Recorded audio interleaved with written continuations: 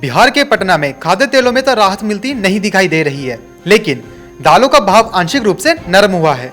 इस सप्ताह सभी तरह की दालों के भाव में 2 से 5 रुपए तक की गिरावट आई है। संकेत ये भी हैं कि आने वाले दिनों में दालों के भाव में अभी और गिरावट आ सकती है। यूपी में आलू के भाव में लगातार गिरावट आ रही है। पहली बार आलू का भाव 1000 रुपए से नीचे जा चुका है। सातनपुर मंडी में आलू का भाव 900 रुपए से 1100 रुपए प्रति क्विंटल रहा।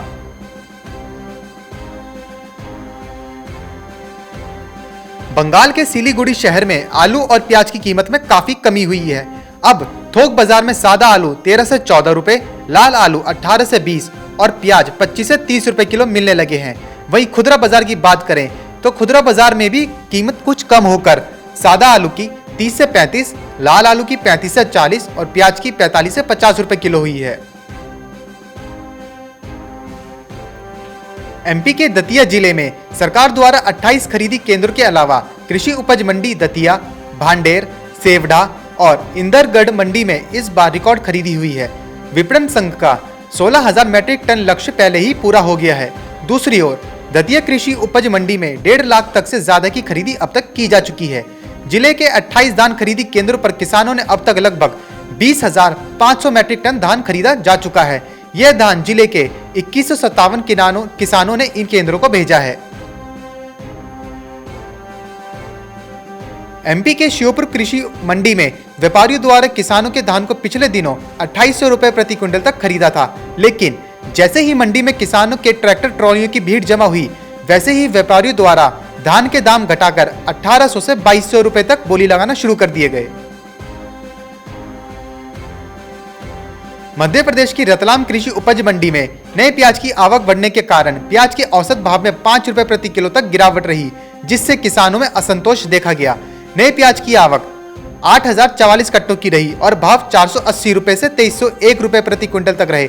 वहीं शुक्रवार को पुराने प्याज की आवक 2640 कट्टों की रही और भाव 500 से 2100 रुपए प्रति क्विंटल रहे। प्रतिकूल मौसम के कारण ग्वाटेमाला में फसल खराब होने की सूचना के चलते भारतीय हरी इलायची को सपोर्ट मिला है और कीमत 1700 रुपए प्रति किलो तक पहुंच गई है। एक महीना पहले हरी इलायची का भाव घटकर 1450 रुपए प्रति किलो रहा गया था। व्यापारियों के मुताबिक तब से कीमतों में बढ़ोतरी शुरू हो गई है। दरअसल नवंबर से ही हरी इलायची का बाजार चढ़ने लगा था, क्योंकि फसल की कटाई 70% तक पूरी हो गई है और नीलामी के लिए ज्यादा माल उपलब्ध नहीं है। भारत का चीनी उत्पादन चालू विपणन वर्ष में 15 दिसंबर तक 61% वृद्धि के साथ 73.77 लाख टन रहा। गन्ने के अधिक उत्पादन का होना और महाराष्ट्र में चीनी मिलों द्वारा जल्दी पेराई शुरू करने से चीनी उत्पादन का स्तर इस साल ऊंचा रहा। चीनी मिलों ने विपणन वर्ष 2020-21 में 15 सितंबर तक 73.77 लाख टन चीनी का उत्पादन किया है, जो पिछले वर्ष की समान अवधि में 45.81 लाख टन का हुआ था। यूपी में मोदी सरकार ने देश के गन्ना किसानों को चीनी मिलों की ओर से बकाये के भुगतान के लिए 3500 करोड़ रुपए के पैकेज का ऐलान कर दिया है।